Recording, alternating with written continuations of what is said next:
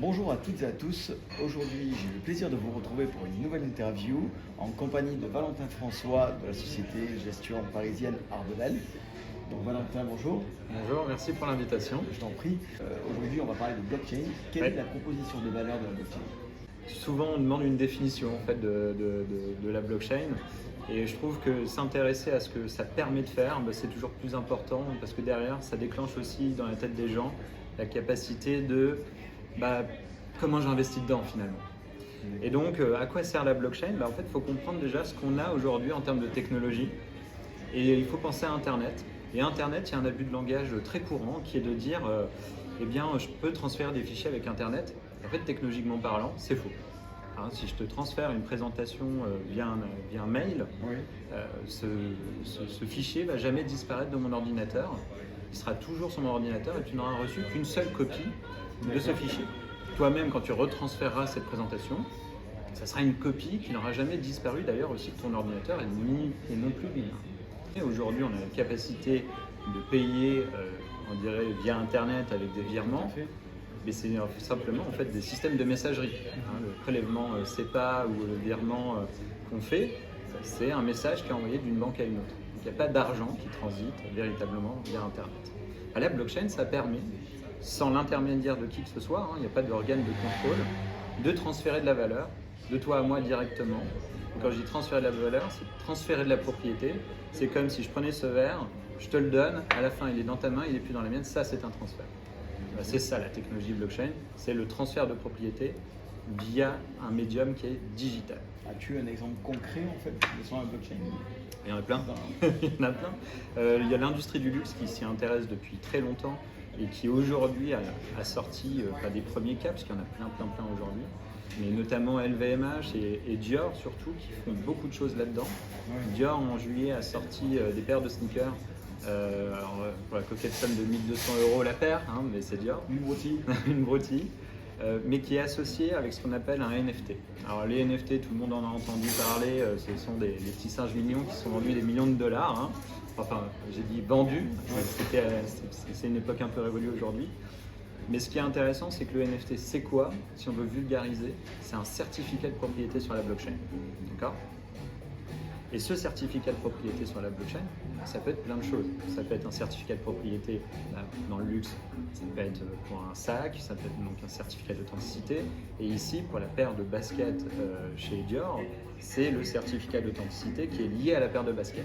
Tout à fait. Ça, c'est super intéressant parce qu'on a une traçabilité du coup garantie, puisque toute l'information qui y passe est sur la blockchain est consultable par tout le monde. Donc demain, quand je revends ma paire de sneakers, je vais la revendre évidemment avec le NFT parce que c'est le certificat d'authenticité. C'est ça qui fait aussi la valeur de la paire de chaussures. S'assurer de l'authenticité de la paire de chaussures.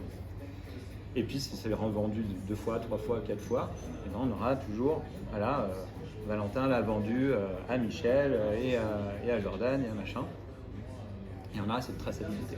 Ça, c'est la première étape pour les maisons de luxe. La deuxième étape qu'on aura dans quelques années, ça va être la monétisation de toutes ces transactions. Tout à fait. Parce que le NFT, quand il est échangé, c'est ce qu'on appelle un smart contract, c'est un contrat intelligent. En français, on peut avoir programmé des commissions prises sur tout ce marché du secondaire. Donc, je revends ma paire de sneakers avec le NFT. Et là, la maison Dior prend ses commissions sur toutes ces transactions dans le secondaire et ils touchent un marché du secondaire qu'ils n'ont jamais touché.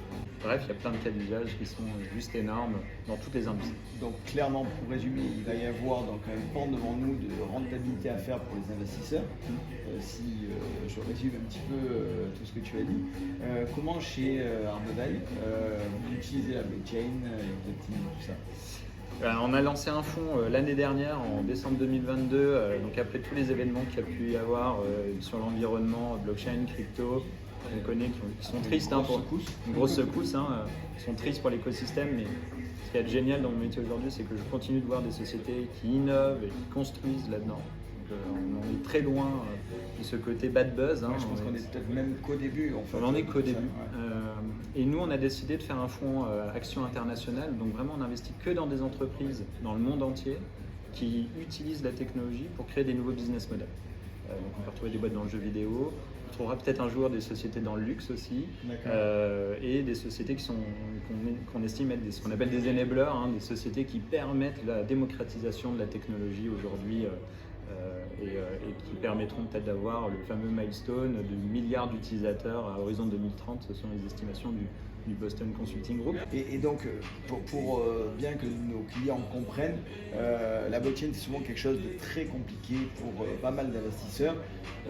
Tu me confirmes, aujourd'hui c'est quelque chose qui est disponible au sein des contrats des compagnies d'assurance, des contrats d'assurance vie et autres. Et donc c'est quelque chose qui va se démocratiser pour le commun des mortels qui a du mal avec ce type d'investissement jusqu'à maintenant. Effectivement. Nous, le pari qu'on a fait, c'était de dire les cryptos, c'est peut-être un peu trop ésotérique pour certains clients. On n'avait pas la capacité aussi de le faire sur des fonds ouverts. Donc là, quand on fait un fonds action qui bénéficie de cette technologie-là, et on assure la liquidité pour le client, c'est disponible en assurance vie sur la plupart des assureurs aujourd'hui. Et quelque part, avec des vidéos comme on fait aujourd'hui, ça permet aussi de démocratiser la chose, qui fait aussi drôlement peur à beaucoup de gens pour pas grand chose finalement, puisque ça n'est que de l'innovation technologique aujourd'hui. On est bien d'accord. Écoute Valentin, je te remercie infiniment pour ta venue et merci à toi. On se revoit très vite pour une nouvelle vidéo. Avec grand plaisir. Merci encore. Au revoir.